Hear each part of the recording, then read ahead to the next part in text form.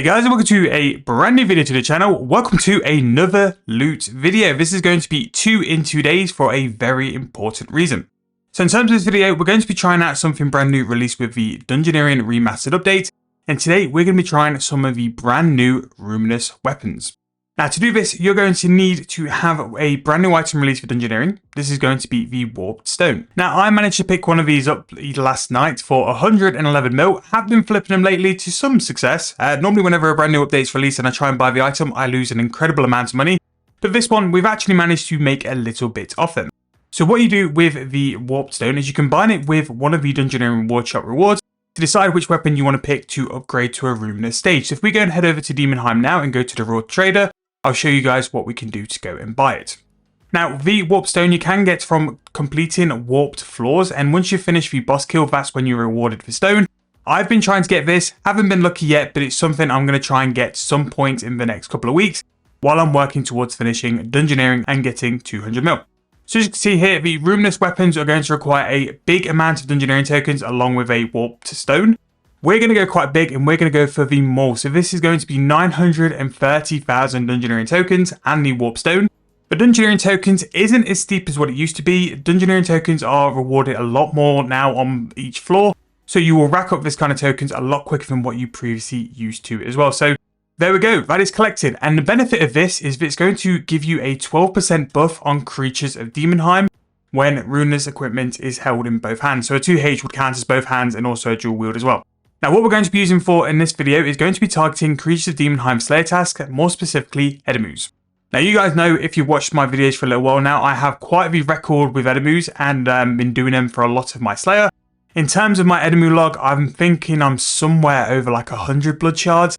I pretty much use my Slayer points to go enforce the Eddimus task. So for a couple of years, I used to use the Slayer masks quite religiously every day, and that built up quite a big amount of Slayer points. And then I basically just went and forced tasks by skipping for Eddimus. So that's what we're going to do in this video. Going to see how good this 12% is going to be on creatures like this. See what the Slayer XP is like, see what the combat XP is like, because I still need to finish my melee combat stats. And I imagine we're going to be doing Slayer for that as well. So I'm going to go to Lanika, skip until we get the task, and I'll show you guys how I kill Eddimus and how I've killed them for so long. So there we go with the perk. So because I'm 120 Slayer and I'm wielding the 120 cape, sometimes you get the chance to go and pick your own task. 263 Eddimus sounds like a very decent task. So we're going to go and kill these in the Demonheim part of Buisness. So we're going to go and head over to there now. I'm going to show you guys how I set up to go and kill them and what I use in terms of the cannon and all that sort of stuff as well, because it has changed a little bit since the combat rework. And I just want to make sure you guys can see how I kill them now, since we've done it. Now, in terms of the item and how it looks, basically it's a blood dye chaotic weapon, nothing too different there. But I'm really hoping it will give us a definite buff up in our damage, 12%, as well as things like the Slayer Mask and all the other stuff which we've got in terms of bonuses. I'm pretty much just taking a quite basic setup in terms of a Scrimshaw Vampirism, Masterwork.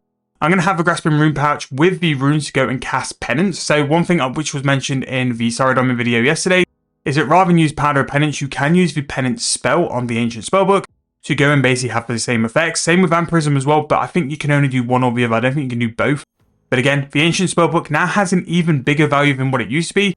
So if you're a lower or mid-level account, the Ancient Spellbook now is even more popular than it used to be because you have the ability to cast Penance and Vampirism. So walking in, I'm going to go and place my cannon here just off this edge. And what the cannon is basically here to do is to go and get aggression. So this is going to lure all of these creatures to the barrier. And basically what I do is walk outside the barrier. And then because I've got the aggression from the cannon, these will bring them all here. And what we're looking to do really is to AoE these Eddimus, because that's what's going to get us some more XP. It's going to line all the Eddimus up to be attacked multiple times, and sometimes, especially in the early phases, you just need to walk back and forward and just to get that aggression. And while I'm doing that, I'm doing things like getting my penance prepared. You can spam your penance to about 60 minutes so you don't have to pay too much attention. This is the first time I'm actually using this spell as well, so we'll see what we think about that. And I'm just going to use the Vampirism Scrimshaw as well, just because that's what I've technically used for this as well. And in terms of killing these Eddimus, it's really, really easy. You sometimes need to keep an eye on your HP, especially if one of the greater ones form, because sometimes you can just take a little bit of damage. But apart from that, you just want to get them all clumped up here and then use your area of effect abilities and then pretty much get the, and pretty much go from there. Now, sometimes things like a Bunyip can be really helpful, or just making sure to use your Excalibur. But in terms of drops, Eddimus have gone down a little bit in terms of what their drops used to be. Again, they all used to be very strong. The price of a Blood Shard used to be around 20 mil. It doesn't seem to be as strong as what it used to be, but again, Eddimus will drop some decent items. Things like a spring cleaner is pretty much essential for Eddimus because they drop a lot of rune balls.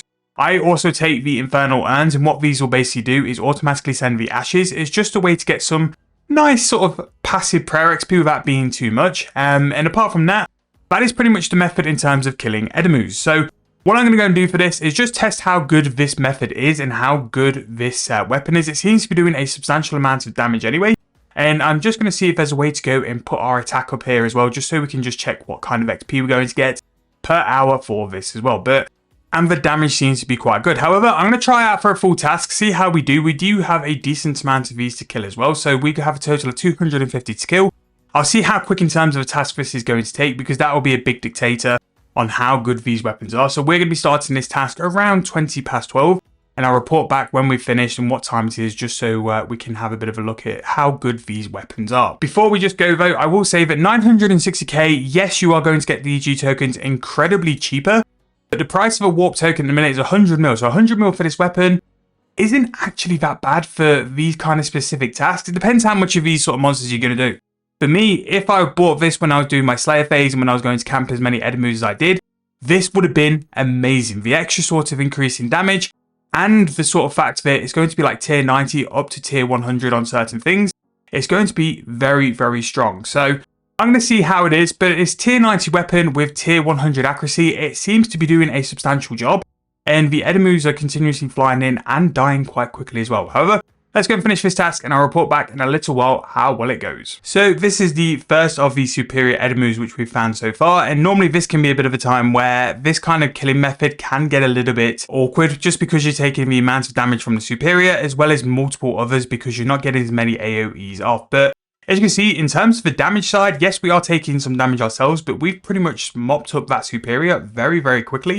And this is the case where you would use those little extra healing methods and also getting straight back in as well with your area of ability attacks to go and get your HP back. But it dealt with it very, very nice there. And again, this is something which I would recommend to people if you're looking to do a very big stint of Slayer and creatures of Demonheim are going to be monsters you're going to target during it. These weapons will be very strong. Now you might ask, why did I pick the Maul out of everything? And really it's because of my account build and where I'm looking to go. I am 200 mage now, and while I could train my defense with mage, it's not really something I'm intending to use for Slayer or stuff like that for the foreseeable. Whereas I still have 200 mil attack and 200 mil strength to do. And also if I wanted to, I can involve defense in that as well, but I think range and mage will sort that. So having this weapon and the fact that I do quite a lot of creatures of Demonheim for my tasks, I do things like Cowgs, I do things like Eddimus. Sometimes I might attempt to go and do things like Seekers and Soul Gazers as well. So a weapon like this will be very beneficial to me. If you're someone who's looking at doing this, look at what your combat stats are, look at what XP you want to get, and look at what combat stars you use the most to pick out which one will work best for you. But these seem like very, very good weapons, and over time they'll get substantially cheaper as more and more of these warp stones come into the game. They are still only a couple of days old, so they will still be around that 100 mil price for the time being. But if you're someone with a dungeoneering level, with the amount of tokens you're going to need for this, maybe you can go and Iron Man your own. So there is definitely options to do this as well, but so far so good. We'll come back towards the end of the task when it's time to evaluate how good I really think these items are. Now, no matter how many times I see it, that combo of the orange, green, dark orange and blue of when you get a drop and when it gets broadcasted is the biggest hit of dopamine.